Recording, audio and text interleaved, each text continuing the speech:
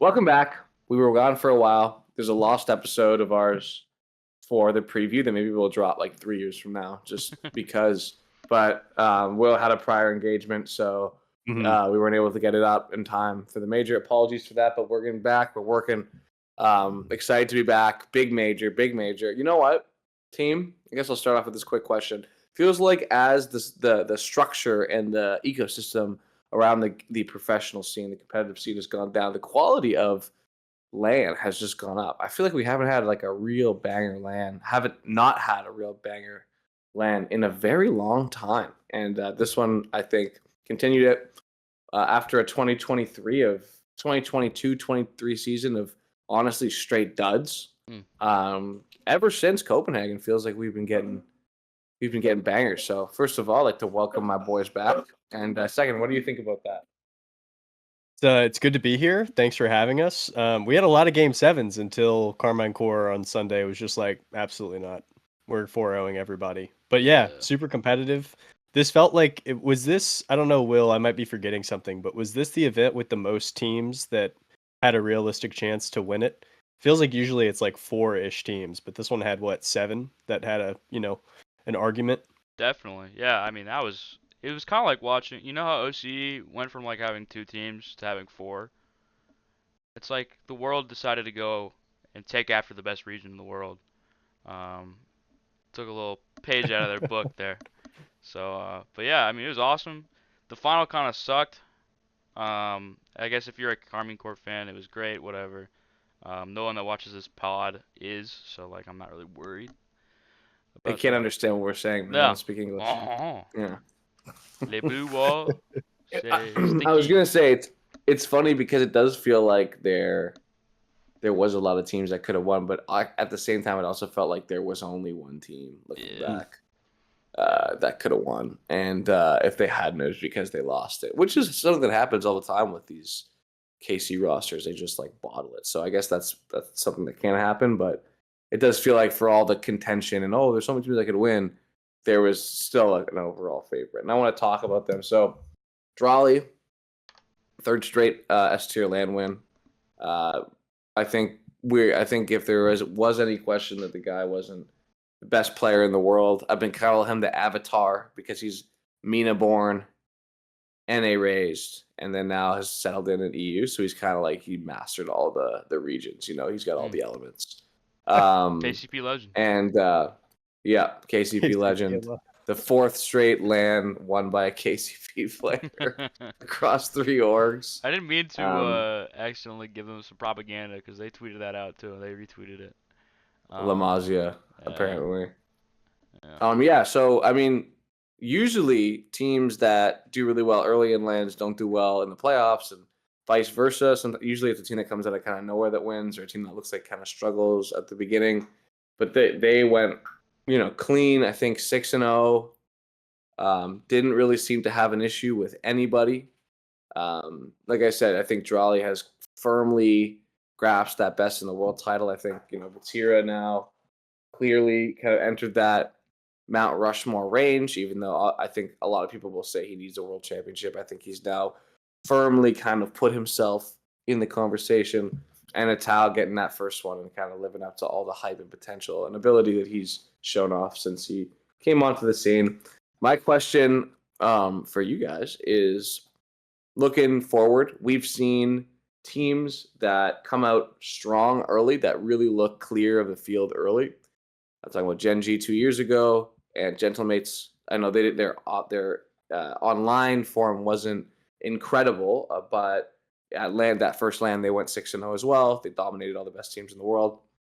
My question for you guys is: do you think this is another case of that, where a team comes out really strong, kind of sets the meta early, and then while other teams catch up, they kind of go further down and they get more into the pack of the middle of the contending teams? Or do you think that we're in for a complete dominance by Carmine throughout the year? I think they're peaking at the right time as a team. I think you had that issue with like Zen and Vitality. They were the best in the world. But then they had the spring and then they had the worlds and then they had a big break in between. But this time I think KC's really hit their stride. It's the first major of the season. I wouldn't be surprised to see them coast a little bit in the second split because I feel like they're kind of a lock for Worlds and then they'll pick back up. But I think they're gonna be number one throughout the season. I think that's undisputable. Because who do you put above them, right? I don't think NRG are gonna suddenly like resurge. I don't think Ultimates can reach that summit. I just feel like this is theirs to lose at this point. So Hey, Will, Beast Mode said on his YouTube channel that he's never been hungrier than he is now. So maybe there's a resurgence right around the corner.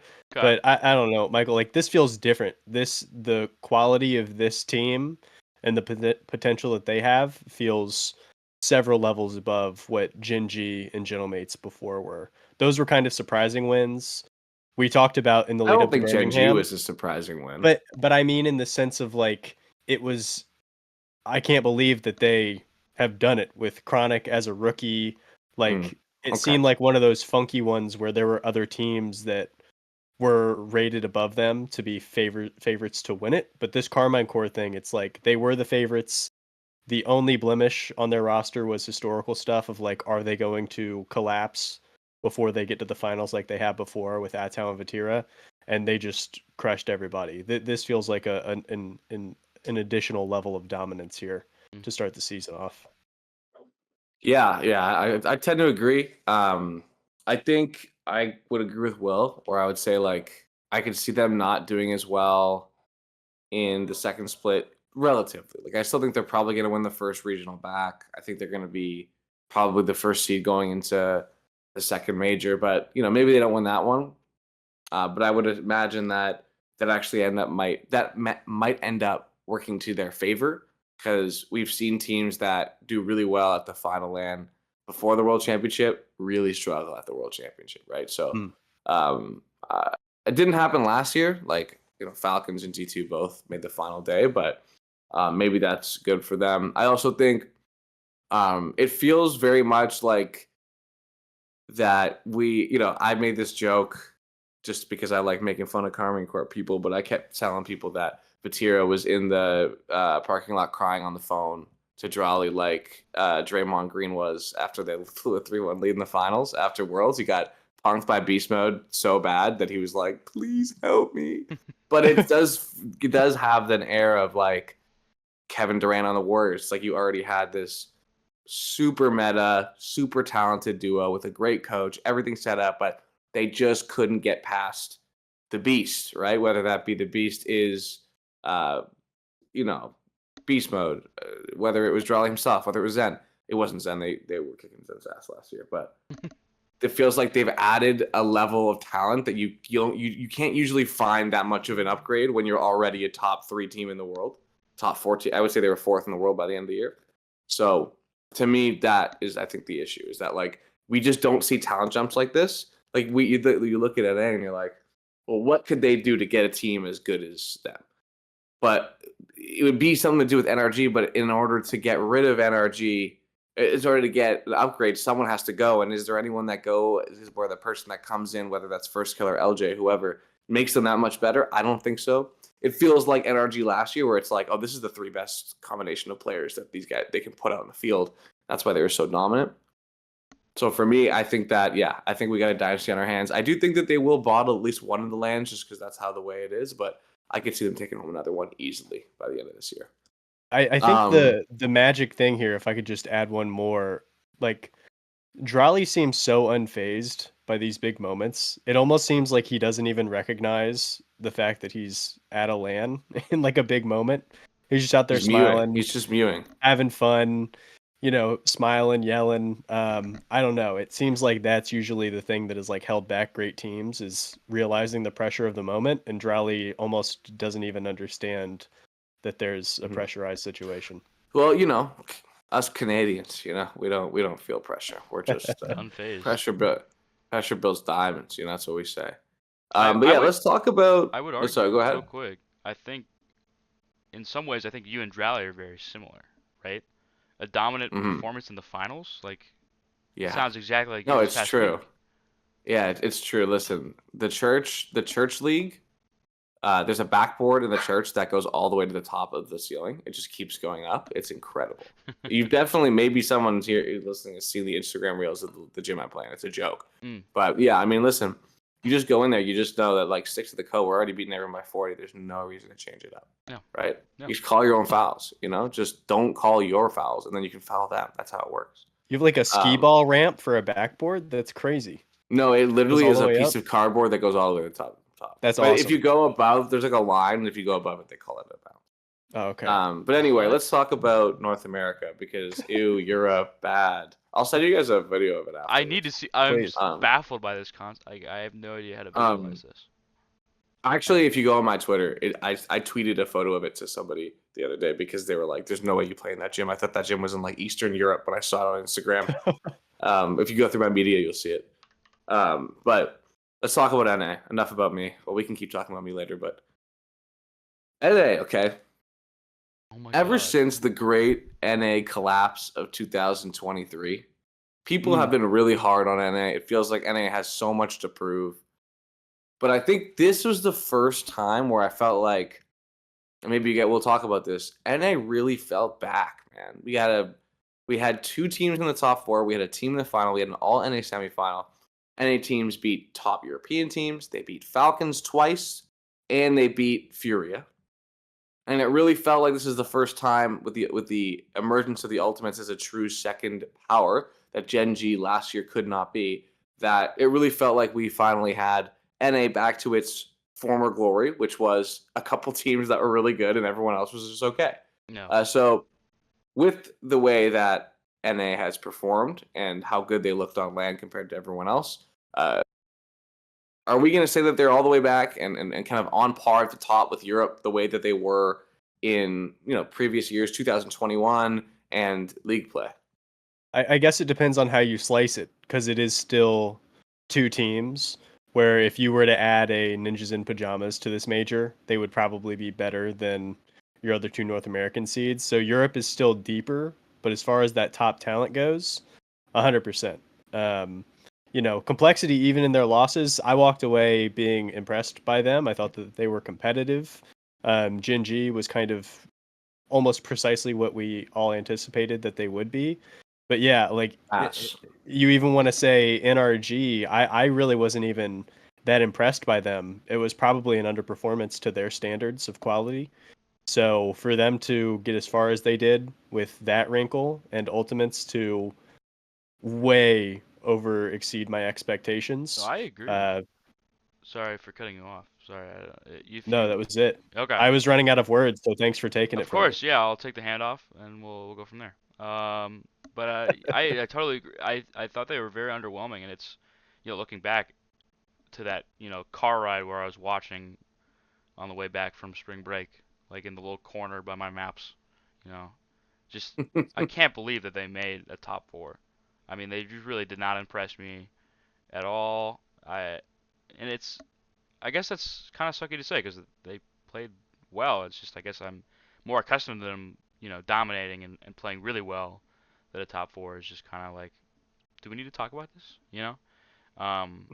But I think if they played as well as they did last year, they probably win the event, to be honest with you. Like as good as Carmine Corp looked, and I think Carmine Corp now obviously are better, but if NRG had come out and played, if they can get a goal away from a final, kind of playing the worst we've seen them play, like I really think that they probably could have won the event off the strength of just like being the team that always makes the final, if that makes sense. Yeah. Like people don't realize that due to, I think, scheduling, I believe that Atomic is now on like 14 straight championship Sundays or something. Like Wow. like people thought, because I think technically his top 8 match at the World Championships in 2022-2023 was on Sunday, so it counts. The same way Vatira's top 8 counted for Championship Sunday. But I'm pretty sure, so he's like kind of getting into like the stratosphere of like that seemingly unbreakable record. Yeah. I think they would have won, but they just didn't play well at all. They just looked they didn't look like they were forcing the issue the way they usually did. And the fact that they still made it, and the fact they still made Falcons, Mina bad, worst region, Go put some more public money into your org that sucks. It was a good sign for the region, even if it wasn't a great sign for NA. I mean, they had world championship defense, but their offense was just lackluster. They're All like of the it long. Reds. They couldn't score. Literally verbatim. Like This is my tell us sports. more. This is a reference everyone will get. Excuse me. There's only one person in this call whose baseball team has won back-to-back team Gold Glove awards. All right, and that's the Toronto Blue Jays, Okay. who have won 0 playoff games with our 2 Gold Glove awards. If anyone wants to compare energy to their team, it's my team. Okay, we literally build off second baseman who can turn a double play well, even though he can't score. I thought you meant. I No, thought no. you meant Team Reds, that like 5th seed from South America. Oh No? yeah. Like Yeah, like Team Reds. Yeah. Yeah. I don't know why you're talking about baseball, the fuck your Michael. team is. Yeah. What do you? Yeah. I don't even know your. What is baseball? What? Who are Dude, the but Blue Jays? you guys are never gonna guess how sick baseball is, man. The controversial take in the Rocket League community is that baseball is a good sport, even though like millions of people watch every It's day. great. I watch every day. Yeah. Anyways, I was gonna compare like we've had great pitching and then we lose 1-0 3 days in a row. I just feel like that's kind of how energy we're faring. Well, I mean, Yeah. that was that game 7, right? Where it's 0-0. I'm talking about ultimates in the semis. Mhm. 0-0 the whole stretch, and then all it takes is one broken down situation where Daniel tries to pass to Atomic. It's a little too far ahead. LJ with a huge bump on beast mode in the goal line. 14 seconds left, you score. It's like that's all it takes. It just takes one. If you're not going to be scoring, A couple of You doinks. You put an too. immense amount of Well, thankfully we have the Doink Index from Bel Air, and NRG Shout out were Edit just Tim. doinking, man. 52% of their shots doinked. their doink to goal ratio, yeah, it's pretty Yeah. high. It was the like 2 highest to of the 1, event. man. That's insane. Mhm. That's insane, right? Like, so yeah, I mean, the nice thing about that for North America is that their best team has very fixable mistakes, right? It's not a talent issue; it's a play style and just hours up, it seems, issue. Hit the patch. And then the other hand, they found out that they have a great land team in Ultimate, so hopefully they can get back to a Sunday. Fingers We'll get crossed. more into the Ultimates and stuff later on, but yeah, I think NA's back, man. You know who is also back? Sam. Furia top 4 performance, man, coming up huge against probably the second favorites in the tournament, but Vitality to make top 4 before being ran over by I gotta say, Carmen Corp, as everyone else was. Nothing else. So Furia overperformed, looked as good as they did down in London 8 months ago, before they lost in top 6 barely to G2 last year in the World Championship. My question for you guys is, with Falcons and Twisted Minds kind of did not looking that great, is Sam back? Do you think Sam's back in the conversation for like the 3rd best region, or are you guys still giving it to Mina? I don't think they What do ever you think, left. Will? I don't think they ever left. The Mina heads have been in our comments constantly, like, oh my gosh, Falcons are the best team in the world. They just haven't figured it out yet in RLCS, but they will. Did you read all the comments on our Shift 16, Michael or BA? Like, No, oh but I my do. gosh. The best ShiftCast comment in history was it was actually me and Belair, like before we started season 2. Belair filled in because both Hootie and Jens were traveling back from the major.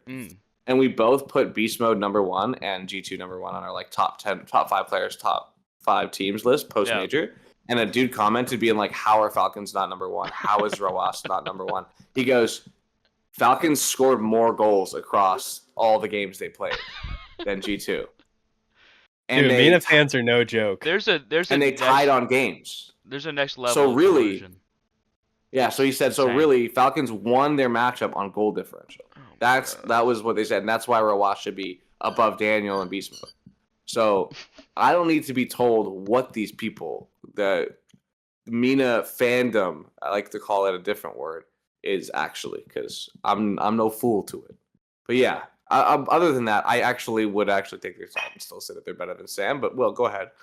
Anyway, You had it too. it feels good. It feels good that we were vindicated, and they acted like putting Falcons 3 was like a crime against humanity. They should have been 2, bro. It's Yeah. 1 spot, but you should die for it. Yeah, You should be. I don't know. I've always been a Sam Lover, and it was really fun when they had complexity in NA, and so there was 3 pretty much Sam teams like competing. They have good fun to watch ball there, man. I will say, this year, or I guess this major, they did let me down, but I'm still gonna die hard on this hill that I think Sam is still better. They've never left. And man, Fury was just gross. They were so good. It was awesome. And if I feel like if you're gonna refuse to fist bump somebody, I think that means you're the worst region. I think if you're gonna be a sore loser about it, I think you're just a bump. I will say, man, before I let BA go, I think I was arguing with people with this before. Jaffinho, probably the most underrated player in the game, man. I could get behind that. No one else in the region knows how to play threes. Mm-mm. It's actually insane. I went and I did the knowledge. Okay. Team secret, Rotterdam. Last time a team from South America without Jaffinho made a bracket in ever. Like, he's literally the only one who can do everything that is needed to win games. He's the glue guy, but in a sense Wow. of like not an insult. Like he actually No, is it's the like glue he guy, 'cause if just he balls. we made a joke in a court. It was like he's Drafinho, but if his name was like Druco and he was from France, we'd be like Itachi regen, next goat, like best fill-it-in player, best midfielder. If his name was Drahach and he was like had a 7 in his name, oh man, fastest player in the game, man. Oh, him and Nupo got a team. They're gonna win worlds together. But he's from Sam, so we don't respect him, and he plays keyboard and mouse. Sorry, Bella, go ahead. No, I think it's tough because Furia's the consistency of their results in the overall split, right? They go undefeated online, and then they get here and they make a top 4. They got blasted by Carmine Core in a way that, like, I know that you're saying like Carmine Core were just on form, but that was it was, as far as 4-0s go, it was pretty much a beatdown. I felt like Carmine Core totally sped up what Furia were trying to do. Even when they had breakout opportunities, they couldn't put anything on. The tough thing about Furia is I feel like their window is a lot tighter than Falcons. Like, obviously we saw Falcons underperform their results this event, but Furia, like, it's tough for me to fight the thought I have of, is this just the Furia experience? Like, is this exactly where they're always going to end up? Because I think Falcons could, they could win Rally. Like, they could come back, be on form, seal up some of those defensive holes and win this whole thing. But I really struggle to be like, yes, Furia are going to win a major. You know what I mean? Maybe that's just recency bias, but Furia seem like they're where Furia are. I don't know if that's just me. I think I don't know if you want to go first, Mike, and say your thoughts here. If I can just go, I don't want to like step on your toes. Go ahead. All right. I think if they play anybody but KC, they win. I think a lot of their demons, I feel like, are like game 7s against like G2 or maybe even like a team like Ultimates, and they beat those allegations when they beat Vitality. They even they had some resilience there. They started out 2-0. People were mad at me because I jinxed Vitality with the Monkey Moon quote graphic or whatever. I don't care. That was pretty funny though. That was pretty funny. They were cooking me. It's fine. The Vitality looked that dominant, and Fury just bounced. They bounced right off of it. It was very impressive, and I think that's something that roster and that organization has not been able to do in years past, in tournaments past. I think they did it with Vitality. They could do it with G2. They could do it with the Ultimates. KC was just on a different plane. I think if KC has some weird fluke upset loss before they can get to Furia, I think Furia have a good chance and could actually win that major. I think they could beat Ultimates. They definitely could have beaten NRG. So, hello, Mode. Welcome. Hello, sorry. We're trying to get her untangled. I agree with you on NRG. I don't agree with you on Ultimates. Okay. Ultimates are playing great ball. That's like, true. the way that BA said that, oh man, like, it was pretty clear cut the way that Carmine. You go back and you watch that series, like, KC were 100% better than Ultimates, but it was pretty close, man. Like, they played them really close the whole series. Couple mistakes here and there that costed them because KC was better. I'm not saying the Ultimates were on the same level as them. 4-0's a 4-0. If a team beats you 3 times in a row, they're better than you no matter what. Unless you then beat them 3 times in a row and force a game 7, then you guys are on the same level again. But yeah, I mean, compared to the I felt that Ultimates were still like comfortably the second best team at the event. Not just because they beat all the other best teams at the event, but because even with their game against Carmine Corp, they do a few things better. They're probably losing in 6 or even 7 instead of 4. I don't know if they're winning, but they're definitely putting up a better fight. Team bump here and a blown coverage there, ended it in 4. But let's talk about probably the most disappointing team at the LAN, which is crazy because it feels like they still did pretty well. But they were the ones that were the victim of the Furia comeback. Vitality, man, they finished top 6. I had a lot of faith in them. Will thought they sucked.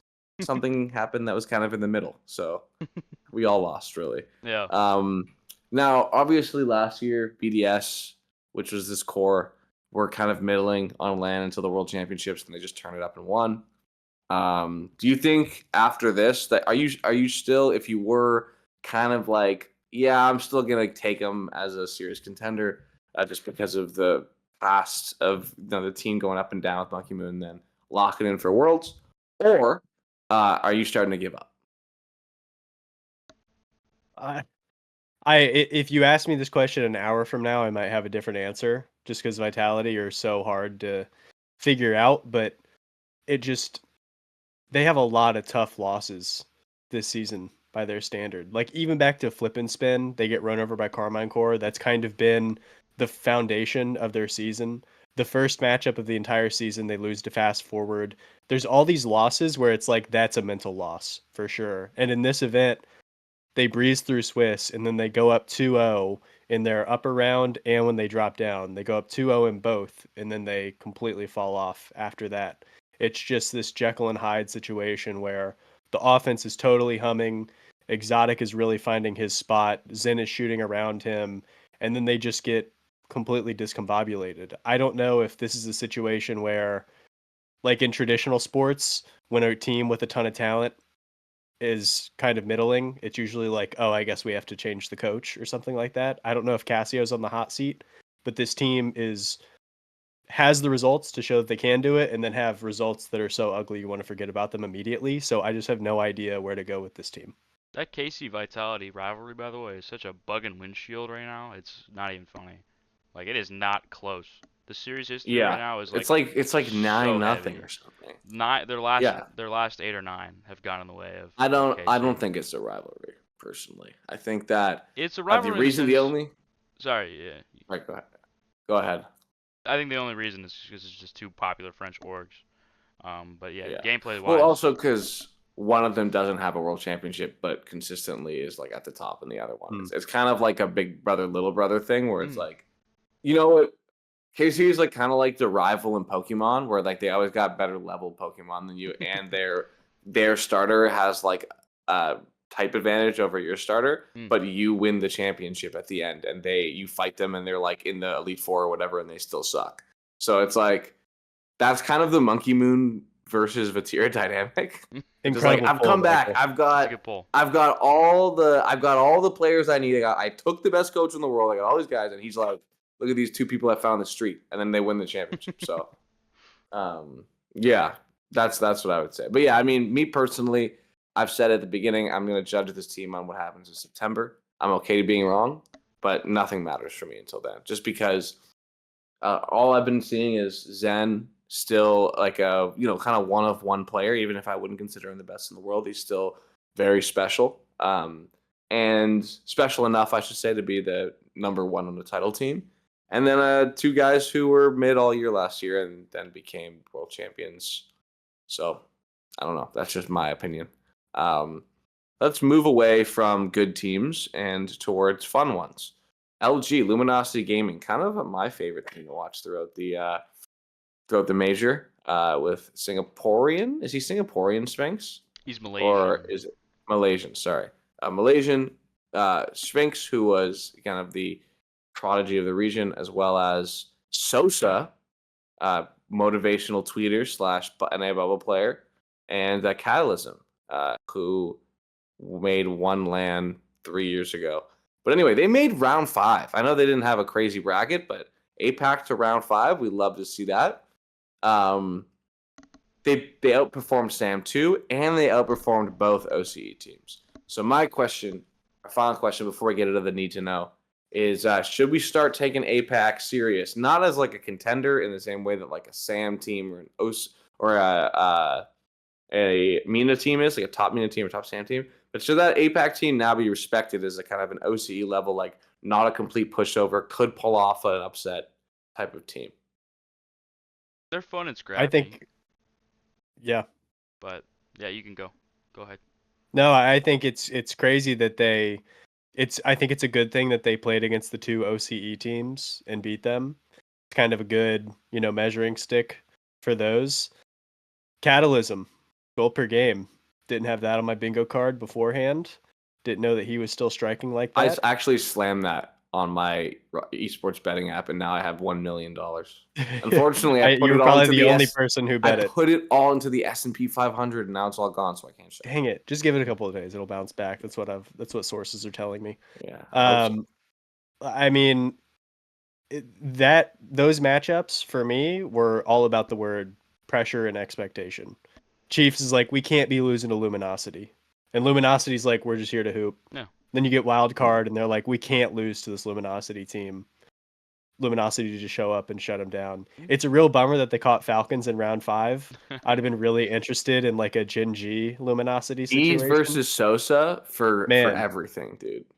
That'd have been awesome. Real shame that you run up against just a brick team. wall there. Especially given, new developments. I feel like that would be a nutty matchup. Like that would be actually insane. Yeah. Like I can't really go into it here, but I mean, wow. It would have been funny. That would have been funny. But I would have loved to see Cheese versus Sosa a koi off for top 8, except one of them plays in APAC. The koi bowl. The fish bowl. Nice, dude. That's a good one.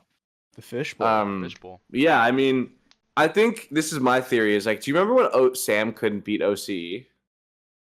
Yeah. It's kind of like related to what Belair said, where it's like I think when the tiers of like kind of the way people see regions is like Europe, North America, MENA SAM, OCE, APAC, SSA.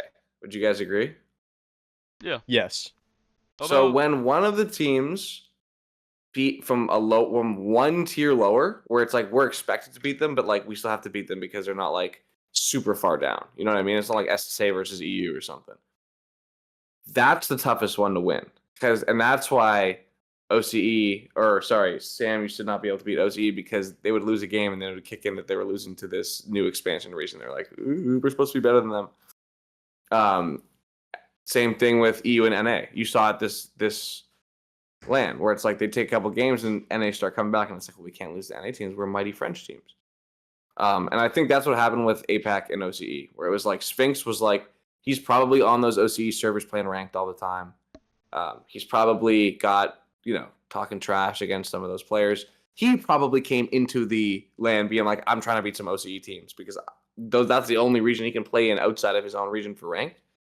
And he probably was cooking them and laughing while they're going, oh my God, this guy was in my twos lobby and I don't like him. And now he's cooking me on the LAN stage and I'm not supposed to be the one getting cooked on the LAN stage, especially because one of them had an EU player.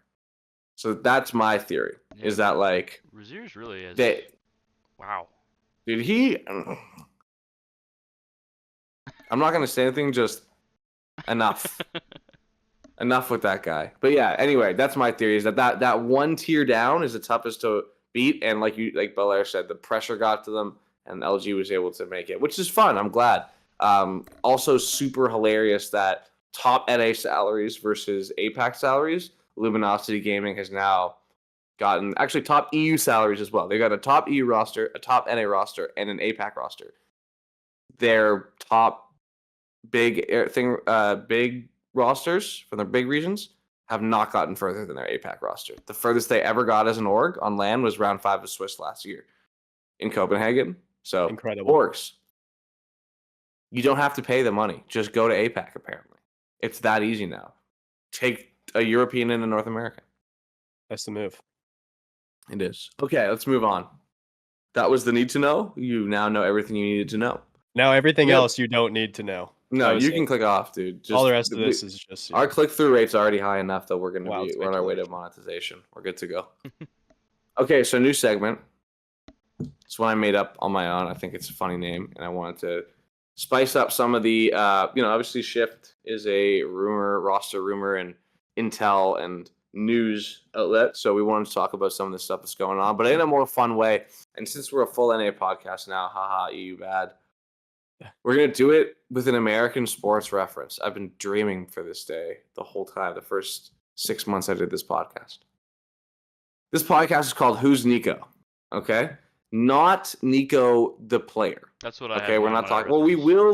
will later in the segment be talking about Nico the player, but we're not talking about Nico for Who's Nico. Nico in the Who's Nico context refers to Nico Harrison, the general manager of the Dallas Mavericks, who, for those who live under a rock and or on the other side of the Atlantic, basically traded away a 25-year-old Luka Doncic, one of the best players in the NBA, overnight without telling anybody, and gave a bunch of bad excuses, and his team now stinks. Everyone laughs at him, and he is by far the biggest loser of the entire situation, right? Luka Doncic is actually... Nico. Yeah, Luka Doncic is actually playing his first game back in Dallas since being traded by Nico Harrison tonight, so I thought this was fitting. Not tonight when this is published, tonight when it was recorded on April 9th.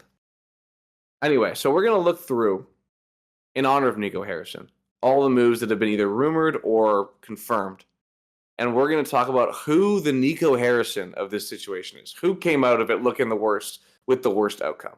All right? Now, this doesn't have to be because of Nico Harrison, right? Like, Nico Harrison did this to himself. Some of these people are just getting screwed over. We're not putting blame on anyone where blame doesn't have to be placed. But I just thought it was fun to, talk about Nico Harrison, because This kind of reminds me of the Reds. I'm not sure if you guys are getting the same, Yeah, totally, dude. It really reminds me of the Reds. Yeah. Mm-hmm. But anyway, let's move on. So the first Nico we're looking for is the team with actual Rocket League player Nico on it. BDS. Two-time world champion, storied org, probably the GOAT org of the Open Era, is back. They've signed a kind of development roster, the old ascend of player Nico, not Nico Harrison. Mitzer, who now joins Nico and Gyuk.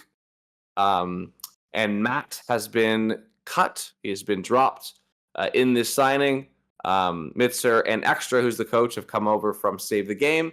And I don't know who the third is for Matane and Acronic, but I'm sure they'll get a third eventually because they have to. Yeah, I don't know if there's anything public yet on what. But anyway, those are all the people. Is he done? Go ahead. Or is that an April Fool's joke? I still have no idea. I believe that's Who? an April Fool's Okay. joke. Acronic had tweeted that he was Retired. putting up the sticks. Yeah. But like that's something that I feel like he would do. So like that's why I was going like. Yeah, he's retired like 4 times. Yeah. Yeah. So those are all the players involved, even a coach. Belair, who is the Nico Harrison of the situation? That's a great question. I think in this situation, the Nico is, as I scroll back in my document to see who I put, on the cusp major teams, because this is just another roster. Europe is already so deep. We had Gentlemates missing out who are going to be better. We have Ninjas in Pajamas who are going to come back hungry 100%. Ascend was a team who was kind of in that area. Start Point, who we just talked about. There's all these teams that already were fighting for major spots. And now we're just adding in this BDS team who I don't think are in that top 4 range, but are definitely going to make it even harder to break through into that top 4 for Raleigh. So all the other teams who have aspirations of making majors, this is a big loss for them because this is another hungry team to add to the mix that you got to overcome. Kind of like an EU space station almost. You got like 3 young guns coming together. We'll see how they do. I'm excited. Yeah. Will, what about you? Who's the Nico Harrison of the BDS situation? So my mind immediately jumped to Matt. He was a great player, another young gun. It's kind of like, I guess it's not 1-for-1 like Frosty, but a little bit like Frosty. Young player gets kicked for another young player. A couple young upstarts. Whatever. They're a little older though. Like I don't know, Nico's 16, but I think Gyuk and Matt were both 18 or 19, and Mitzer's 18. Yeah, that's true. But it's nice that that's young again. Like I was kind of tired of every single. It'd be like if you're not 16 when you're making your first major, it's over. It's over for you. You're cooked. Losing your hairline, etc. Yeah. But yeah, he was on a team full of young guns. They had potential. They are gentlemates' fathers, which is really funny. And So now funny. he's the odd one out. So at the end of my little snippet there, I put tough scenes because that's tough, man. Like I really hope he Yeah, gets another spot. I think he's when a good player, man. I'm soloing next up this year, and I think I was gonna put him on my top 50. So hopefully he finds a team and blossoms from there. But yeah, Mike. Definitely, he's a good player, man. He can play. As Mhm. someone who watched them like religiously, they're my favorite team to watch in Europe last year. Like they're great, or last split, they're really fun to watch, and he was really good. Definitely, I think Yuke and Nico had more obvious like upside. Nico as an offensive player, and Yuke was really strong on defense. But Matt's a good player, man. He should land on his feet and be a main event European guy next split. Mhm. I said Astral. And no Okay. one's talking about how Astral just lost his entire team in like the blink of an eye. Astral teamed with Extra and Mitzer last split. First day of the game, they crashed out in the third regional. But they were all right the first couple. They were main event team. I think they got top 12 twice. Um, yeah, now one of his teammates has gone off to coach. Uh, Hilarious that Extra wins the world champion. Sorry, is on BDS as a player, wins a major, immediately benched, collects a paycheck for 2 years, is let out of his deal within 4 months. They immediately start paying him again to not play Rocket League. He has been getting paid not to play Rocket League by BDS for 3 years now. One of the funniest relationships between a player and an organization I can think I might bleep this. of. Never mind. I'm not gonna say it. I don't think this is appropriate for the pod, but it's a very very funny situation. Anyway, yeah, if you could take that out if you want, but leave this part in so people don't really realize it. Yeah. Yeah, anyway, I just think that it sucks for him because, we think of Astral as kind of a streets won't forget type player, a legend. People wanted to be Astral, he had mechanics and stuff. I used to hate him because people said he was better than First Killer. Obviously, he's not because First Killer's the GOAT and Astral is a forgotten loser. Not really. Love you, dude. But yeah, I mean, I think, it's going to be tough for him to find a team now that he doesn't have the duo that he'd been playing with for quite a while. Like they were scrimming together for a while as well. Yeah, I'm not sure what he's gonna do, but I hope he lands on his feet. Maybe him and Matt can hang out, link up, Hmm. little French francophone connection. All right, next one. Who is the Nico Harrison of Eugen to Gentlemate? So everyone involved here. Um, I realized that I said that Acronic and Mitane had been teaming with Mitzer. They had not. They were teaming with Eugen. So they're involved in this one. The previous one we just talked about, Mitzer was teaming with Extra and Astral. Radosin is out. We don't know what's going on with him. Maybe he'll team with Astral. And then obviously Seiko, Goatco, and Juicy are still on Lucifer. Gentlemates. So yeah, I gotta go let my dog out, but you start, Belair. What do you think? Who's the Nico Harrison of this situation? Yeah, well, just for the listener, I want them to know that I copied Will's homework. He got to the answer on this before I did. And so I'll just be brief on it, and Will, we can go back and forth. Yeah. But the loser here has to be Radosin. I mean, that's back-to-back situations with high-level orgs that did not work out. Mm. And, we were just talking about Astral. I didn't want to get ahead of myself, but it goes quick, Like the opportunities, you're right there in the mix. You're making majors all the time. And then within the flash of an eye, it's kind of gone. And Radosin is really kind of up against it right now. Yeah, I always kind of felt this is kind of mean. I've been really mean to Redosin the past couple of times we've talked about him, but he really is just kind of the epitome of a paycheck stealer. I don't think he really brought much to the team except for vibes. He was a big X vibes kind of guy. Um, Obviously he's a world championship champion. Nothing can take that away from him, but I think he just kind of sucks. I never really thought he was that good, and he proved that again this split. So yeah, he's definitely the biggest loser in this situation. I don't really think it's completely his fault. I just don't think he's that good at the game. So I think he's kind of on his way out of the RLCS. I don't know if he'll get a team. I think it was rumored that Mitzer had the choice between choosing the BDS team that he currently just signed with this past weekend, or Mitzer would team with Radosin and who was it? Alpha? Alpha. Alpha. Yeah. Yeah. So now that he's not gotten this young gun with him, I have a hard time thinking that he's gonna have any more relevance. And he's just kind of gonna fade into obscurity as a player. So that's my take. Yeah, Mike. I hate when you guys are mean to Redosin. No, we were talking about you. Yeah.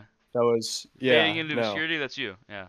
Uh-huh. Sorry. Well, hey, can I just say one thing on Redosin? Hmm? He's currently playing online under the name Squizzy, and Oh. he's currently like top 10 in ranked 2s. So he's still Okay. taking it seriously.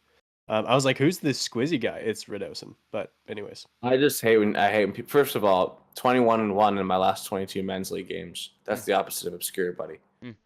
Second, I hate when people are mean to Redosin because the guy is actually great at the game and he got a bad rep, and rep is everything. And then he actually became kind of bad at the game. So then everyone was like, I told you he was always bad at the game. No, he was just not as good as he used to be. But he was a dog at one point in his career. You don't get a top 8 with Sizen without being a dog, unfortunately.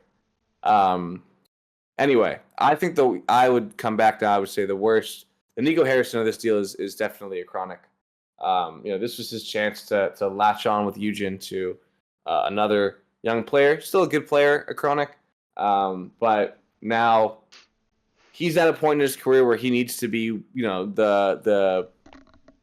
the older player with some young players if he wants to be making lands, and it feels like this was his chance, and he got it stolen, and now he's gonna have to either go find a new one or he'll be back playing with random Portuguese people like he was last year. So, I mean it's tough for him, tough for Matane. They're gonna have to figure it out. Maybe they can get Redosin. Who knows? But yeah, I think he's the biggest loser here, especially because it feels like his career fizzled out so quickly. Went from top 4 worlds to not making a land in the last 18 months so quickly. Yeah. Brutal. Moving on. This one's just rumored, so allegedly everything is alleged. Who's the alleged Nico Harrison of this alleged deal? Allegedly, Justin will be joining Gen G in place of Reddles. We don't know where Reddles is going because it's just allegedly. If I had to guess, they'll probably join the Unction with Chicago and Hawkster, and they'll ride into the sunset together. But that's once again, that's a real roster rumor. We don't know what's going on that well. But yeah, so Justin leaving Shopify Rebellion. They'd already been looking for a third before then. Reddles leaving Gen G. To the dismay of many, he played well this split. I thought Magic Bear looked the best on the team, but he was definitely up there. I don't know where else is going, but those are the players involved. Will, who's the Nico Harrison of this alleged potential deal? So I wrote my answer before this, but now I have two answers because this one kind of came on the dome. But Shopify obviously is the biggest loser for me. I've said this and I've gotten blocked over this on Twitter, but I think the two-piece and Parth duo is past its relevance. They need to go their separate ways. It's done. It's not working. You lost to OG in the tiebreaker. That was your best chance to make a LAN, and that didn't work out. I think it's time to fizzle this team. Obviously, you can't split now that Justin is gone because you need to keep your points, but yeah, it just sucks. And the other biggest loser is me as a Shopify fan, and also someone that spent about 3 hours on a Justin Genji jersey swap. If that doesn't work out, I will cry because it was some of my best work. So, anyways, I just want to say, like, before I go, I understand, like, that's your boy, but how are we not at least trying out with 9 lives if we're two-piece? We're jumping up in the standings and we're getting teammates who, like, just got a guy onto a top team. I don't get it. But, yeah, maybe I don't know. Look at my region, relationships are important. Yeah. Friendship region. To me, it's like that's such an obvious play, man. But yeah, he seems to enjoy playing with Parth, so that's his life, man. All good. BA, what about you? Who's the Nico Harrison of this situation? Well, I put Talk, but I might borrow from Will here and take 2 answers as well. I mean, Talk just because how often do these opportunities pop up on these NA teams that have a legitimate chance to kind of run with the best of them? Yeah, it's a big missed opportunity because Talk was the other one who was rumored to be trying out. So if Justin beats him out, that's a bummer. And I think the other big loser here is Reddles, because Magic Bear and Cheese, man, like, we all had our doubts. I think everybody has said good and bad things about this roster and what their potential could be. But in the same vein as Talk not being able to find another great team, I don't know where Reynolds goes from this, where I'm like, yes, he has a better chance of making the Raleigh Major than with this roster. So good for MB and Cheese to be trying out other people. I think it's always advantageous to see what's out there. But yeah, those two guys getting out of this situation would be a bummer. Yeah, for me, the biggest loser is Justin. He's setting himself up for failure. I know you want your jersey swap to be published, but like I hope he doesn't do it, man. And this is why, okay? This is why. That team wasn't supposed to make the major. They're not going to make even if they kept Reynolds, they weren't going to make another major. Space Station is now better. Complexity is now better. They are not going to make the major again. They made the major on a fluke, let's be honest. Right? Due to some personal issues with the Space Station team that we won't get into. Justin's going to join that team. They're not going to make a major. And then a guy who already hates the fact that people criticize him for his in-game stuff is going to get dogpiled by a bunch of Reddles fans for a month. Oh, why did you change? Freaking change. You changed it. You ruined your season. Now you're not going to be in the game. They weren't going to make it anyway. They got lucky to be there. And they didn't use their opportunity well at all. They got no quality wins. They're not that good. As I've said many times, Gen G, that Gen G roster, that core, well, I guess now not a core anymore, is the shining beacon of North America's mediocrity, the fact that they win anything. They should be known as like the Toxin EXO of the region, but they're not. So I feel bad for him because I think he's trying to do his best for his career. He's going to get dogpiled on the internet, and it's going to make him sad because we know how Justin is. He doesn't like that when that happens. Nobody does, but he's very public with it. And they're going to say, well, then you shouldn't have replaced Justin. Like, it's his fault that another guy got kicked. Can I ask you guys a question? Am I the only one who's surprised at the names that are being floated for Gen G? I understand Justin and his career and that he's still a very viable option for a good Shopify team, all things considered.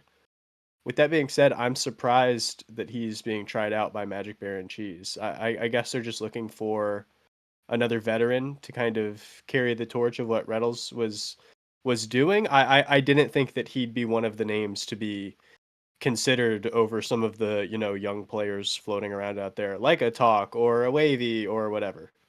Wavy's sticking. They're trying out Talk. Justin's doing it because points are higher up and closer to the World Championship, and he just wants to go to the World Championship one more time, I think. 2, org, money. I think the minute he can't get an org, he's retiring. Yeah. That's my opinion. I think the second that he's not getting paid to play this game, he's done. So I think those two reasons are why. And I think, whether they like to say it or not, like these guys, I know Magic Bear and Justin are friends. And also, like, the majority of North American pros, that's still their idol in the game, right? Yeah. They're still going to get shouts. He has been asked by top teams to join off the strength that he is Justin, and he has turned them down to stay with Shopify. I think finally they've reached the end of the road, and this is now the top team that he can get. But yeah, it's a getting paid thing, 100%. Understood. So from the Magic Bear side, I didn't know he was friends with Justin. But you were saying, well, you think if because I assume Shopify is not staying in the ecosystem. This is based on that assumption. You think he's going to retire if he doesn't get this spot, basically? I think so. Yeah. I think if he's not playing for an org, I think he's done. Yeah. That's my opinion. I do not know anything. Do not quote me on it or anything, but I think that, like Garrett, like Squishy, like Arsenal, like JNAPS, like AJ, it was like the minute that they didn't see a lot of org interest, they're like, man, I do this for a job. I don't do this for like fun. Yeah. So once it's not a job for me anymore, I'm done. Yeah. All right, let's move on. Last one, Kofir to Space Station. This one's a doozy. So Frosty out, personal reasons. And Kofir in. So Chicago and Hawkser. Hawkser was actually LF1. Then Kofir immediately tells them, hey boys, sorry, I'm going over to hang out with the young fellas at Space Station. So now they're back together. So we got Hawkser and Chicago LF1.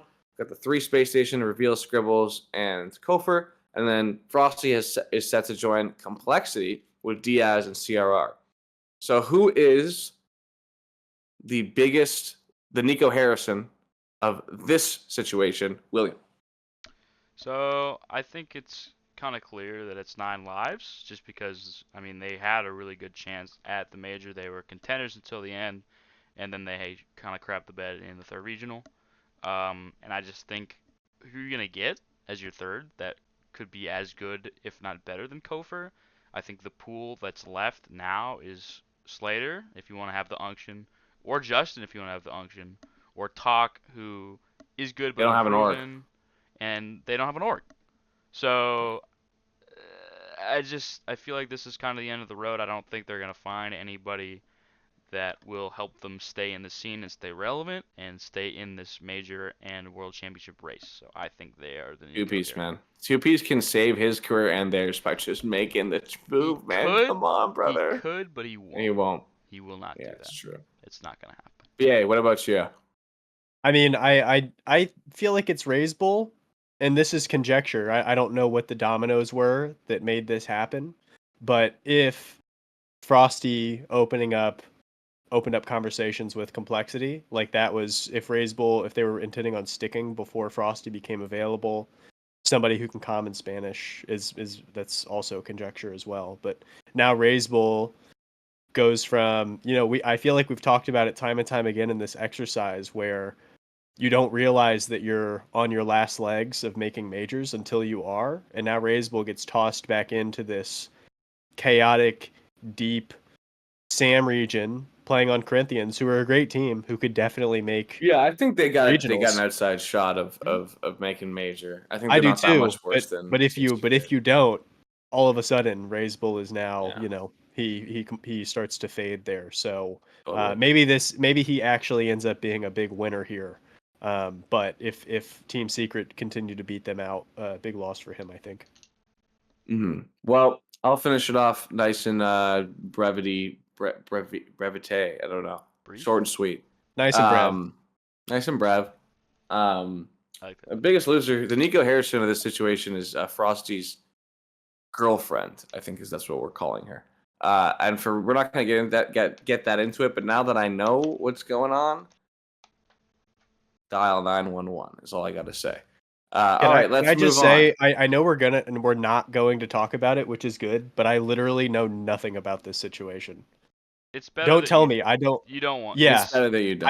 I think that's kind of what I've gathered from like just seeing people talk about the situation. But I know nothing about the situation. I'm glad to be there. Yeah. Don't look into it because it'll just make you sad. Okay. All right, let's move into the Brum Awards. This is our last segment. It's kind of self-explanatory. It's awards from Brum. Belair, I know you don't want to do the full split, but I thought, we already talked about stuff like that for the online portion. So let's just do major only. Start it off. Let's just go all around. This is easy. We all pick the same major MVP. Yeah. Want to say it on 3? Ready? 1, 2, 3. Banana Head. Yes. Drawley. All right, I was the only one that said the actual one. It was Drawley. Sweep. Online. He was our online MVP, and he was the major MVP, best player in the world from Canada. Yeah, I mean, Michael, what org did he play for? Just Kansas City Pioneers, that's Team BDS. Damn Carmine Court. right. That's like such a fun climb. Like I know you. Now I'm gonna make a soccer reference, and you guys are gonna be mad because you don't watch soccer. But it's like a guy coming from like a second tier, or like he's coming from the academy team, gets bought by like Liverpool, and then goes from Liverpool to Real Madrid. It's like beautiful, man. It's a perfect climb all the way to the top. Yeah, I mean, I'll speak just quickly. We talked about him, but it just feels like the confidence, the on and off the pitch. It feels like he's not worried about anything. He trusts his teammates. It's a perfect example of a player who had the requisite talent, came up in the perfect system, and is now kind of operating as a one-man show with all that knowledge and ability that he has. Genuine once-in-a-generation player. Dare I say, maybe the closest thing in terms of his stature and the way that he plays and his kind of the swag, the aura is very K-Dopian. Like, I think what Zen did is like different world. I think Monkey Moon's a little bit closer to like a Turbo or like a, in that sense of like being a Swiss Army knife. But this is very K-Dop to me, man. It's just win, win, win. Be the best player. Dominate, grind, grind. I think he's birthed himself as a legitimate legend of the game. Consistently does stuff on the ball that I feel like puts him in a 1-of-1 kind of category. Mhm. I think the rarest asset that you can have in the RLCS is the ability to just make easy offense. Because the list of players who can actually just score at will is a lot shorter than you think. It's like what Zen, Naopo, Beast Mode if Raleigh, he's absolutely on fire, Drali. Daniel. Yeah.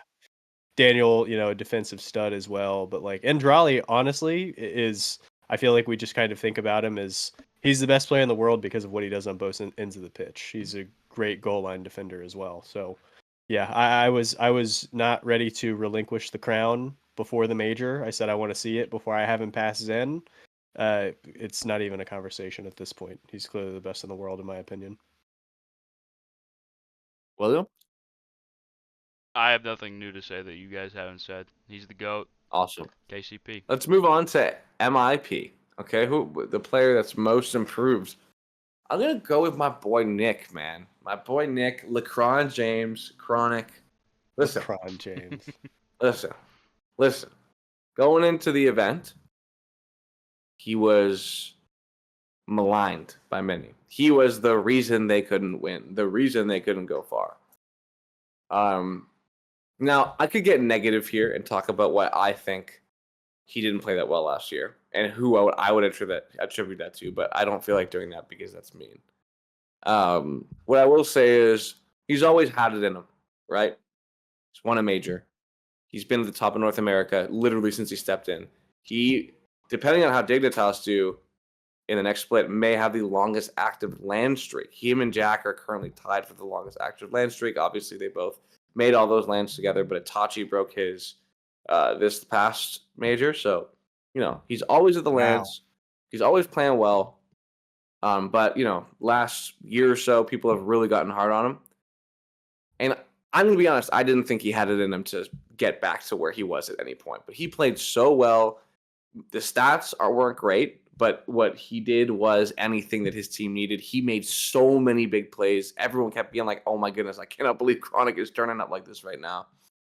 And so I'm just happy for the guy, man. I mean, there's so many players who they hit a really high peak early in their career or at any point in their career, and then they just struggle to relive that moment. But it seems like under the tutelage of the GOAT, Sad Jr., who I've been trying to tell people, this guy, man, he's a different beast with the coaching. I think he's really grown back into the version of himself that team needs to be the best version of themselves. So I'm going to give it to Chronic. Bravo, Nick. Bravo. Golf claps. Nice. That was like perfect, dude. That was like you guys did that like at the exact same time too. That's pretty We were cool. practicing before the pod. Yeah. You weren't here. Well, you were trying to figure out your clap stuff. scrims? Yeah. We were Clap figuring it out. scrims? Yeah. BA, what about you? What do you think? I think that there's a great argument to be made for Chronic, LeCron James. Do you just take a couple hours every week to just write down different? No, that actually came from a Chronic. I used to call him LeCron James, but now it's just we've moved it, put an H in there and moved. It's excellent work. I mean, that game 3 against Vitality might have been the best game that any individual player had in the whole thing. Like he kind of completely saved them from the brink there. But I went ahead and gave it to Diaz, a player who was kind of the reason in my mind that Complexity were as competitive as they ended up being. I honestly thought Raze Bull took a little while to get into the flow of things. CRR is always, serviceable. Like I still think he is an above average player. But Diaz, time and time again, I was like, great play by Diaz. Great play by Diaz. Like setting people up, putting them in a position to win and score, which was their big concern coming in here, from a player who I kind of thought was going to be another one of those Evo type players where it's like, yeah, we see all the talent online and what you're able to do in the ranked jungle, but just can't put it together in threes. But Diaz kind of put that to rest for me. Now I'm really excited about this Complexity roster moving forward. Yeah, I like that take. I think he's still got a way to go in terms of like imposing himself. but it went from like fully disappearing for multiple games in a series Mhm. to you really felt like he was doing stuff, which is I He totally was agree. present. And Well, that's what you need in yeah. him. Like he was just Yeah. he's that talented. Like I want to see him succeed. Totally. And yeah, he definitely took Um, some strides. Will, what do you think? Who's yours? So I do like the Diaz pick. I love the Chronic pick because I was actually gonna do that. But I didn't want to copy your homework like BA so rudely did earlier. No, it's fine. But I'm going with Stizzard the Wizard. Dignitas Stizzy, The Stizzard of Oz? the Stizzard of Oz. Many are saying the Washington Stizzards. I don't know. The We're Washington out. Wizards. But I mean, he really does take the brunt of the blame for all of Dignitas's mistakes. And to be honest, I was guilty of that in the first couple regionals as well. But he does have a lot of talent, and it really showed that he was kind of, I don't know, he's very toxic. I think that's at least in ranked, like that's a very known thing. But he showed some maturity at this LAN, and I was very like happy to see that. They went 2-3. It's pretty good. I don't really remember who they played. At this point, it's been a couple of weeks removed from where we stand now, but They beat Twisted Minds. they They did. lost to GK. They lost to NRG and Carmine. Yeah. Okay. So yeah, lost to some good teams and GK. So nothing to do. Right. Yeah. The GK loss was a little baffling. Reverse swept by GK. Yeah. I Yeah. mean, so that does it. It shows that he's not completely like land ready. Like he's not going to reach the pinnacle just yet. But he's still played really good teams. They beat Twisted. That's a big win, especially because all the Mina fans were telling us they were ranked too low. Suck on that. Sorry. But Owned yeah. by Stizzy.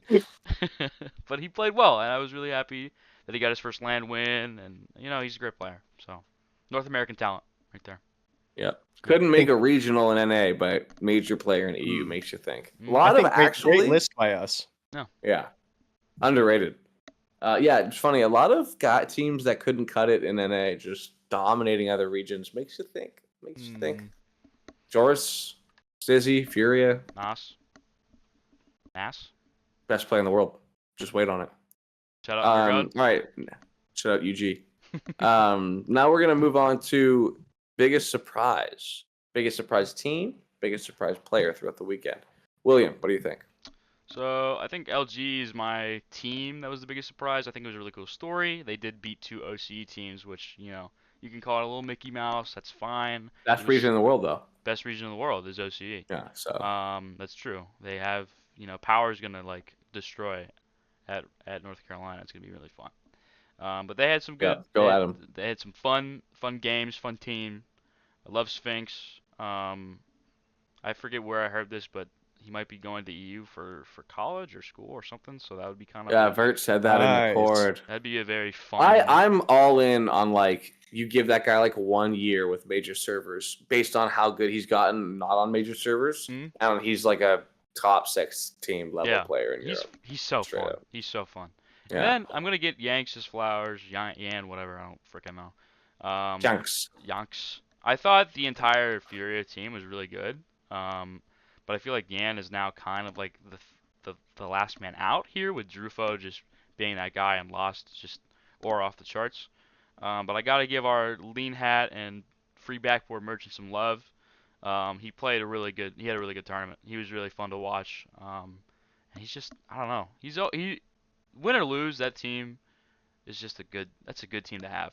They make. We need Sorry, finish. No, go ahead. You cut out on my screen and I couldn't hear you. No, I was running out of words just like earlier. So go ahead. Petition to get Epic to take the tape off the lean hat. Let's talk about it. It's weird. Are they taping up the lean hat or is it the Supreme 5 panel? No, that's the lean hat. The 5 panel is the lean hat. Is it? So he has a Supreme 5 panel as well. Ever since Blast took over, no lean hat. Like they tape it up. We need to bring back the lean hat. I'm going back through the flicker right now to see if it was present because he was wearing it, man. He was taped. Is this breaking news? Is Blast anti-lean? It's ridiculous. Is one what it is. One of my first. The funniest part is that they didn't know what it was for so long and thought that he was wearing a hat with like a Gatorade hat. Yeah. Not like Oh a my god, narcotic. it's taped. There you go. Yeah, it's Huh. taped. I noticed. I was like, Wow. well, 1984. you Anyways. yeah. Well, Will talked about teams that surprised him for good. I'm negative, bro. I'm talking about teams who surprised me bad. Oh. Wild card, bro. I was all in on OCE, and you disappointed me so much. I was arguing with people that you were better than Gen G, man. I genuinely, in all good faith, thought that you were a better team than Gen G, and you showed me absolutely nothing. You lost to Almost beat Sosa. Carmine Core. Yeah, hang that banner. I was so dialed. I was like, this might be the #1 agenda win of all time for me.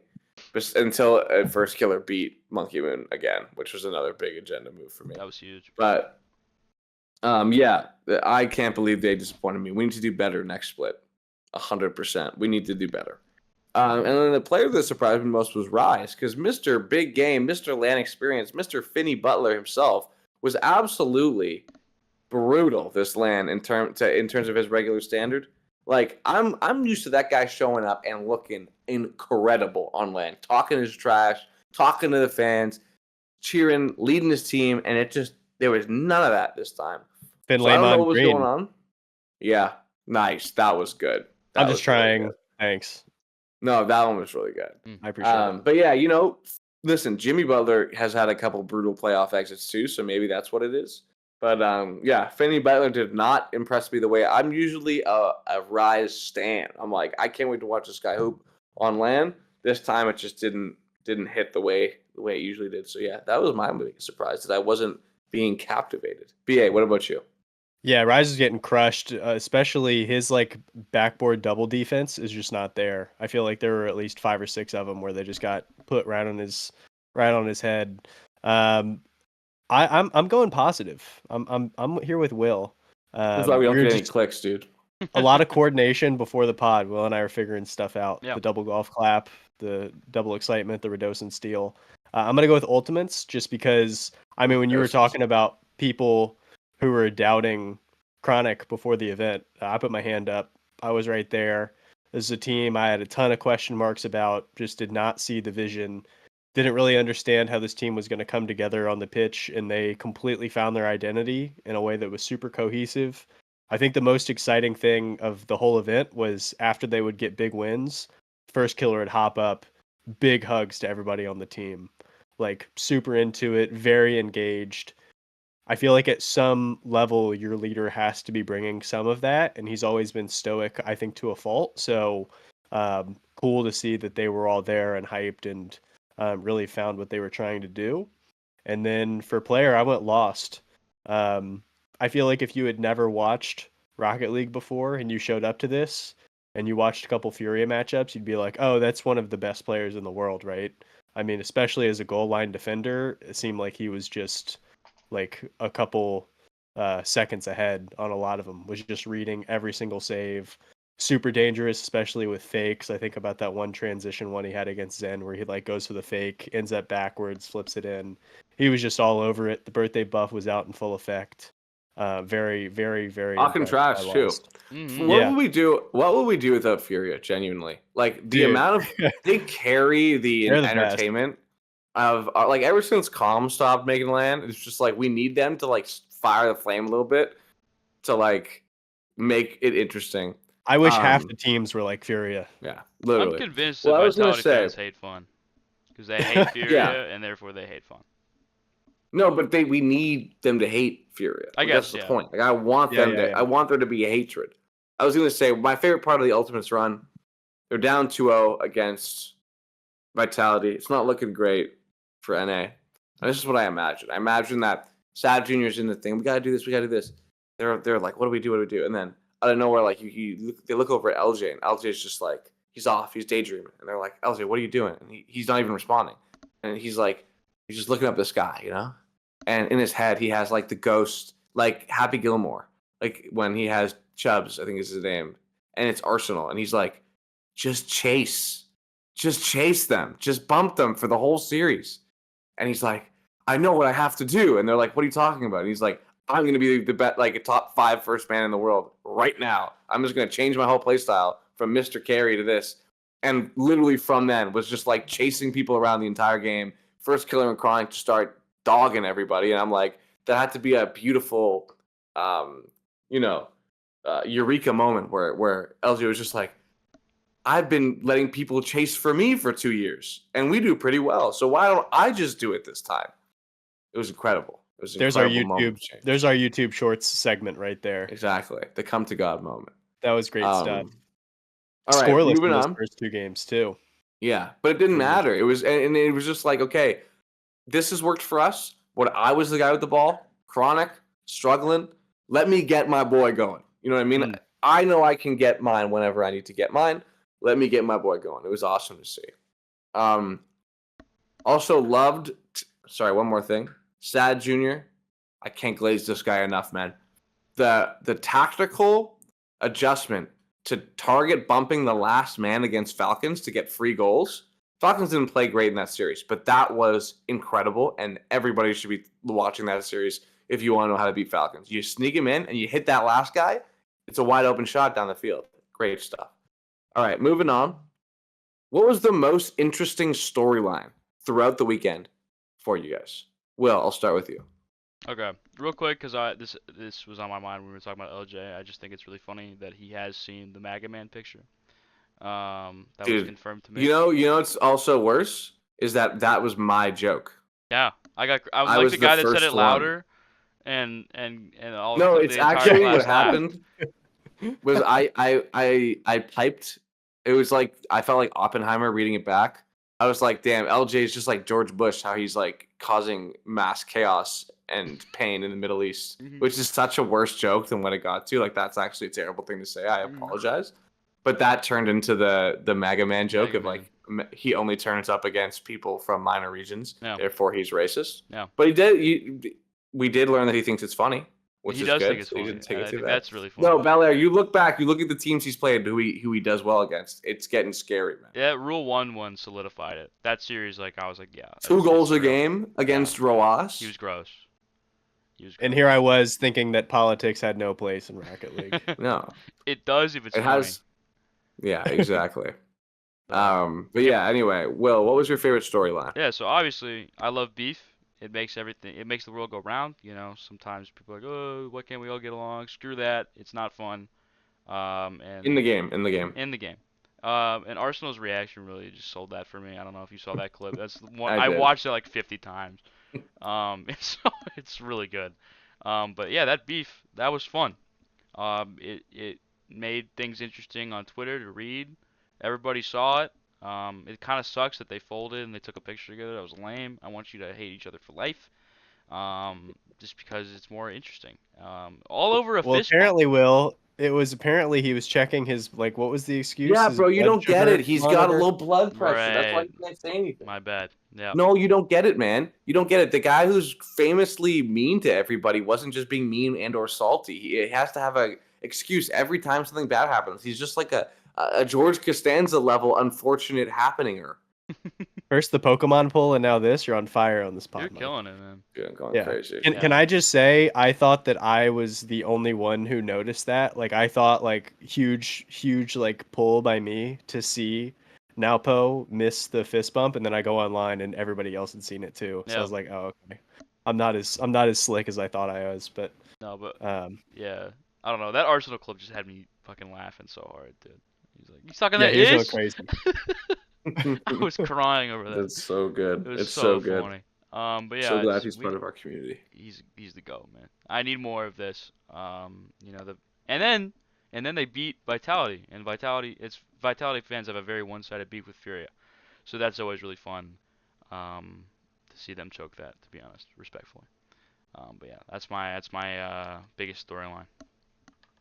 Michael, can you tell me about... Well, I was going to ask if you could tell me about yours, because I'm going to be honest with you. This is the first I'm hearing of it. This was a Cord thing. Oh, okay. I'm pretty sure. Apparently, no, I think someone said something about it, like officially. Apparently, what I was interested in was the fact that there may be some issues with Exotic having chronic hand pain. Like, if you notice, he was elbowing people, like all this stuff.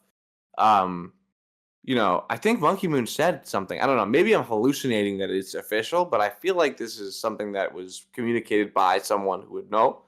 Apparently, he's been having some wrist and or hand issues. which is interesting, right? Because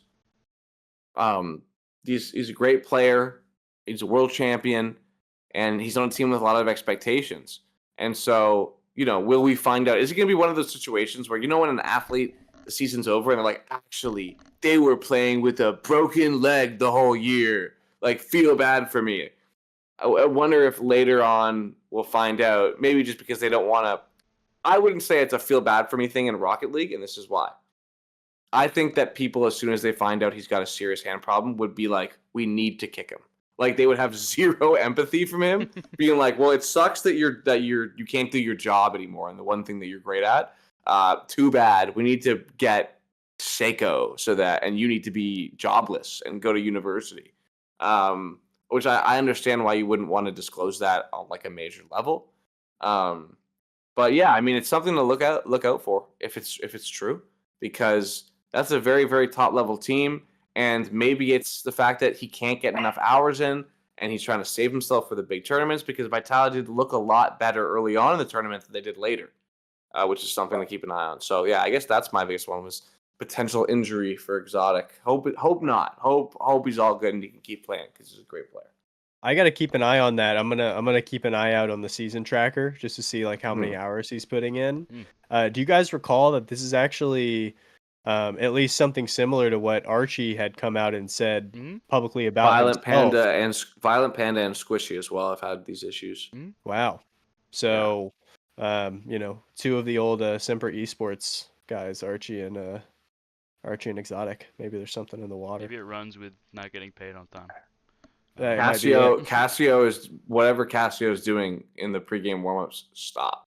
Yeah, That's all I knock gotta that off say. for sure. It's just enough. My most interesting storyline is the Carmine Legacy Watch. Just because, I mean, I guess I'll bookend our podcast with this being towards the end. We talked about this up top, but I don't see this as a funky win at all. Like, I think that there is a legitimate opportunity here for Carmine Core. And like, I could even get more specific and say like Vatira Legacy Watch, because can you guys imagine if Vatira pulls off like a miraculous, multi-major win here, or if they come into the second split and they go for a couple more wins there and then come into Raleigh and really show up and win a world championship. Like, Vatira has the opportunity here to really solidify himself in like a way that you can't really argue with as like one of the greatest of all time. And it's all within the bounds of this season here. So I think that that's a really, really interesting storyline to watch going forward. I have a feeling. So here's my question for you. Is he the GOAT if they win another major in Worlds? Because not a bus driver for half his LAN wins. I would argue that he wasn't the best player on any of his LAN championships, but I'm a hater. But 100%, he would not have been the best player on any of these ones. So I've always been a big proponent of like, Turbo is not better than K-Dot because K-Dot was the bus driver. Yeah. It would be tough for me to say that in the GOAT debate, one major that you got over, is better than 2 world championships, 2 majors. Sorry, I should say, let's say Drawley has 2 world championships, he has 2 majors and an Esports World Cup, but Vatira has 4 majors and 1 world championship. But Drawley was better than him, all 3 of them. It would be hard for me to be like, that's the GOAT. Well, I'd clearly be like, I think Drawley's the best player of all time. Like, I think he's put that together. If it's not greatest of all time, he at least deserves to be in the conversation. But I mean, would definitely have one of the most decorated resumes. Yeah, that we have in our LCS history for sure. And the fact that he continues to be like, it's one of those like, who's a good example? Like it's always one of those situations where like dudes will take a pay cut because they want to come play with LeBron. Not that Drawley and Attow are taking pay cuts; these are not 1-to-1 parallels. But the fact that Vatira time and time again has been able to assemble elite talent around him, like getting the best of the best kind of guys to come play with him. I think it's more I think says something than him. Legacy. Yeah. I mean, the deep pockets as well. Vatira and Attow literally did take pay cuts to play with Drawley. Like, they took pay cuts to so Carmine Corp could afford Drawley. That's a Wow, real I didn't thing know that that. happened. Yeah.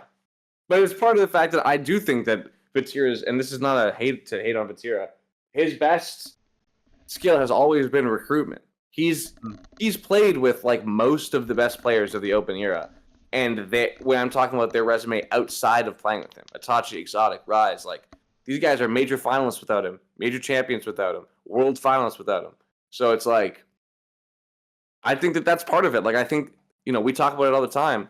Justin really misplayed the second half of his career. Justin could have 2-3 world championships right now if he decided to go play with First Killer in 2021 after NRG had a couple bad ones. Or he's turned down certain players. We're not getting into this, but he's turned down top NA teams to play with Shopify Rebellion. Yeah. The fact that Vatira shows up every single season with the best possible roster is a testament to the ability of him to put together the best possible roster, to identify and assemble talent, which is not easy. You see guys lose their careers over the fact that they can't figure out who's best for them. Zen's doing it right now. I'm just laughing at this definitely being a clippable moment, and Mode is just kind of chilling in He's just Japan, sitting. which I think Exactly. it's kind of like an evil villain with like their pet cat or whatever. I don't know. Yeah, 100%. But shout out to Mode, future Twitter famous dog. Anyways, My goat. Gonna trick everyone to think she's Japanese so I get more likes. Korean. All right, last thing. Who's the team or player that you're most interested in seeing in split 2? Who left you with the most interest going into the next split? Belair, we'll start with you. For me, it's Ninjas, just because I felt like they were a team who definitely thought they should be making every major.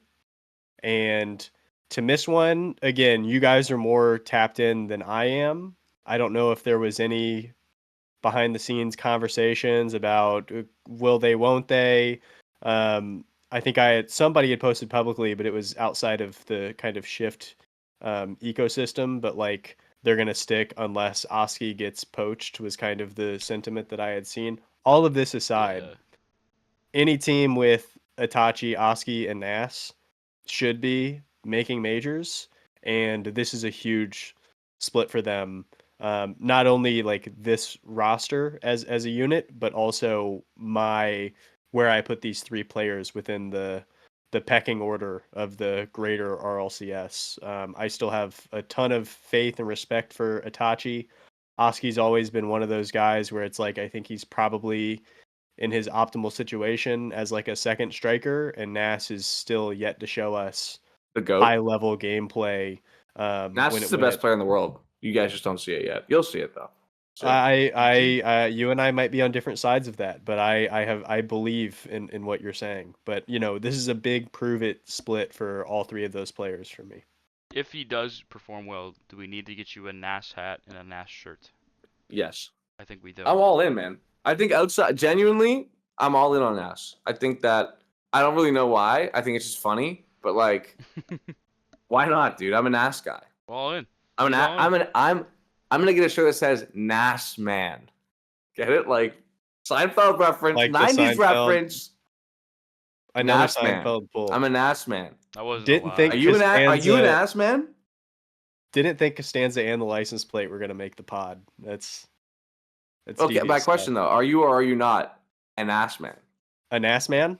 Yeah, an ass man. A Nas man? Yes, a Nas Currently, man. An ass man. currently, I'm not a Nas man, but it Wow. seems This like- is what we're talking about. This is why we do this Mhm. every week. Sometimes it's because we get to talk about this type of stuff. Well, I can't believe that roster. It seemed like in big moment, Nas is good for at least one a series where it's like huge moment, and then Nas is gonna whiff or not be able to turn in what he needs to. So still looking for that consistency, but Kinda like he's obviously Stizzy. got the talent. Kind of like Stizzy. Kind of like though. Stizzy. But Kinda like he showed Stizzy. up and Lynn. He showed up. Stizzard the Wizard. The Stizzard Stizzard the Wizard. Etc. I need to sit down and come up with like NBA name comps for like every single. That needs to be like a whole afternoon for me. That'd be fun. Will, what team are you most interested in watching? So this is more of not a hate watch, but kind of, but not really, but kind of. I put Chiefs on the dock. I just really haven't seen much from Raziers. in general. I don't think he really stood out on the Chiefs when they were like playing regionals, and he definitely didn't stand out at LAN, which is weird because I think he's a good player, and I really hope that he would make a major through EU preferably, and that never happened. So this is more for my power and Adam Baguette agenda here. AB, Big AB, big go. baguette ball. But also not just because of Adam, but also because of Caleb, former next up player. I want him to see LAN, and I think OCU really just needs some sort of recycling. They're trying stuff. These rosters, they're not working. They're just not working. They got knocked out by LG. They got knocked out by Soser and Sphinx and Big Forehead Man. So, Go, like, go, I just, go, go, you go, know, go. Real bummer because I was impressed by Fiber. I think he's yeah, a he's good good. player. He's good. He's got to And leave he's his team. fun. He He's is a fun fun, player. man. I agree with that. That's true. But Hunter, kind of one of the biggest flops in recent memory, and Razier's just that move didn't pan out. It doesn't seem like it panned out. I'm At sure least he his is a first game. legend though, because like, how many places has Hunter gotten paid to go to win 0 games and just Yeah, like hang out in that city? that's true. That's true. Hunter 4 for 16 on the event. Not what you want to see from your Mm-mm. potential number one option. I really Sure. like Razier's like car control. I love Razier's in like his own defensive corner.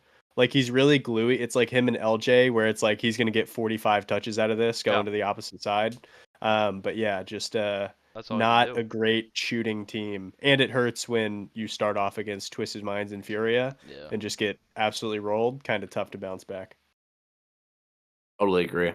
For me, also sorry, that's good. My dog is not being very how you say cooperative today. I'm not gonna lie to you. Mode just wants to be a fixture on the pod. Is not happy know. to not have a mode cam. Currently eating my hat, but I let Mode eat my hat because it kind of gives it a distressed look, which is cool. Nice. Mine is Ultimates. As many know who followed this podcast through and throughout, I'm a Jason stan. I love First Killer. I think First Killer is the most talented player to ever play Rocket League. Like, even thinking about it now, every other like centerpiece player is in their second or third year for like serious teams. Rawas, Drawley, Zen, the list goes on, whatever. This guy's been in their league for as long as like Magic Bear, and he's still a centerpiece, number one hard carry monster. When Turinturo was relevant. I mean, we don't have to talk about how he backpacked literally random dudes to regional wins. That didn't make regionals once they left. Gave him a car too. Yeah, Got a car out of it. like insane. And yeah, I mean, it bothers me, right? Because you always hear like, well, First Killer is always his teammates' fault, man. It's always his teammates' fault. When is it ever going to be First Killer's fault? Chronic and Jack won a major, right? The only one of his teammates ever where their best LAN finish isn't with First Killer. So outside of this duo that won one major and then couldn't make a top 4 after that together, the best finish for every one of his teammates came with him. Wow. I've been waiting for a long time for him to get. Now this is partially on him because he gets to pick the coach. For him to get a great coach and some teammates that rise to the occasion instead of falter. Right? Feels like he's finally got that. Do I think they're going to make another major final? No, but I think that I think they can make top 6, top 4 every time. Play big series, beat good teams, and there are moments where this team looks incredible. Yeah. Like being the clear-cut second best team in the world, I understand Carmine is miles ahead. If that Carmine team doesn't exist, if they're split up, they're the best team in the world. They're major champs, right? Like there are many majors where they would have been the best team, right? Outside of the peak vitality ones. And I think a team on that form would have won a major last year, the same way the Genomates did. So for me, I'm excited to see how this team progresses. SAD junior teams always get better throughout the year. They always are at their best at the end. So I'm excited to see what goes on because I think that this could be really a second North American team that is taken as seriously as NRG, which is something I just didn't think was going to happen maybe ever again. So it's nice to see. I like it. All right. Well, that concludes our show. Follow Shift RLE on Twitter, Shift RLE on Instagram, Shift RLE on Blue Sky, Shift RLE on YouTube, wherever you get your social media. Shift RLE. Bel Air plug. At Bel Air Baller. I'm sure you guys could hear getting over a little bit of a sickness, but just put out a big stock market extravaganza podcast on my Need Boost and YouTube and stuff coming out. Did everyone go down a lot? Yes, every single person went down. It was a real bummer of a podcast. Really in the Yeah, red. it sucks because they actually put a 25% boost tariff on all French players. So yeah, we were Thank putting God. tariffs yeah. out. It was messy. Imports. Yeah, import. If you import to the United States as a Rocket League player, you can only get max 70 boost. So we're really trying to, bring American jobs back. But we wore suits. We dressed up for the occasion. It's Nice. stock market. Dude. So yeah, for sure. That rocks. Did you have a big phone, like a big blocky phone, like the old school traders used to do? I wanted dial me to- up 10K of. I wish I had fucking one of those gold. visors with like the green, like Mhm. fluorescent. You know what I'm Mhm. talking about? But I don't have one, so there's still room to improve. But it was a good pod. Nice. Totally. Will, do you have anything you want to plug? Follow Will Reno on Twitter. I tweet about Rocket League sometimes, and Mostly baseball. mostly baseball right now. A lot of Reds tweets, and then I delete them. Hey, yeah. Will, the graphics have been killer lately. I appreciate it. Thank Yeah. you. I tried to get Will. I floated your Behance to my boss. My 9 to 5 is at a design agency, and unfortunately, they're not taking Americans right now because. Yeah. the Thanks, trade war. Trump. I mean, sorry, I can't talk politics. Thanks. But if you ever want to move to Canada and get a Canadian bank account, Could be the you move. hit me up. Could be the move. Did he like my Behance? Was he like, this is tough? Or She apologize. thought it was She great. was like, "This is tough." Yeah, so this Real sucks tough. ass. Yeah. No, yeah, I mean, you guys can't follow me on social media. I'm gonna be honest with you. I don't want you to follow me on social media. But follow Shift RLE, man. I'm following you. Yeah, that's all I gotta say. No, I mean, I don't want the random person following me. Like my Twitter and my Instagram is where I get loose, dude. I don't want people getting loose with me. You got to be my dog to get loose with me. But that's beside the point. I saw the backboard, by the way, while we were talking about that. Crazy, right? Nuts. All the way up there. Like, it doesn't Why? look real. Why? What's the It was point? built like 80 years ago, man. It was like James Naismith Peach Basket shit. Okay. Till next time, we're gonna do a preview pod before the split starts. Excited. Yeah, we'll see you soon.